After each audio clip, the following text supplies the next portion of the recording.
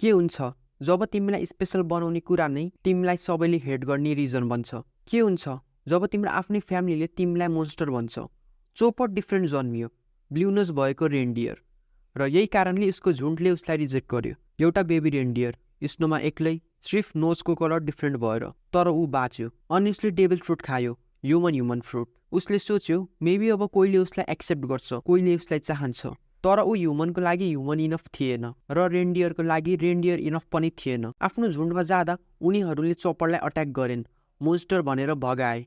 ह्युमनकोमा जाँदा उसको माथि ढुङ्गा र गोली हान्यो, उसलाई लखाट्यो। त्यो चिसोमा एक्लै मर्न लागेको अवस्थामा उसले एउटा मान्छे भेट्यो, डाक्टर हिरुलुक। पहिलो मान्छे जसले उसलाई स्माइल दिएर हेर्यो, पहिलो मान्छे जसले उसको नाम मायासँग बोलायो। चप्परले फाइनल्ली फ्यामिली पायो। केही समयपछि हिरुलुक बिमार भयो। चप्पर उसलाई बचाउन डेस्परेट थियो, त्यसैले उसले दिन रात लगाएर एउटा मसरुम खोज्यो जसलाई उसले मेडिसिन सोचेको थियो, तर त्यो पोइजन हुन्थ्यो। उसले पोइजन खुलायो त्यो एक्लो मान्छेलाई जसले उसलाई माया गरेको थियो। हिरुलुकलाई सब थाहा थियो, तर उसले त्यो पोइजन स्माइल गरेर खायो किनकि उसले त्यो एक्सनमा लभ देखेको थियो। हिरुलुक मर्यो, डिजिजबाट, मसरुमबाट होइन। अनि आफ्नो फाइनल वर्डमा भन्यो, आई एम ग्रेटफुल। चप्परलाई सिर्फ एउटै कुरा चाहिएको थियो, बिलङ गर्नु। डिफ्रेन्ट हुनु उसले चुज गरेन। आफ्नो फादर मरेको हेर्नु उसले चुज गरेन। जब कोहीले उसलाई मोन्स्टर भन्छ, त्यो सानो रेनडियर फेरि फर्किन्छ, डराएको, एक्लो र अनवान्टेड।